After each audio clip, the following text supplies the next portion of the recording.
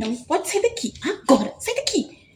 Por favor, não me machuca. Eu sei que eu sou feio pra você, mas eu não quero briga. Eu só tô me escondendo da chuva. Quando vocês chegam com vassoura, pedra ou sal, eu penso que hoje é meu último dia. Eu não acredito. Agora eu tô falando com o sapo. Eu como baratas, aranhas, formigas, moscas. Eu ajudo sua casa a ficar segura. Eu só queria um cantinho. Pronto, agora eu tô com dó de um sapo. É só o que me faltava. Tudo bem, pode descer, fica lá embaixo, pode comer os bichinhos.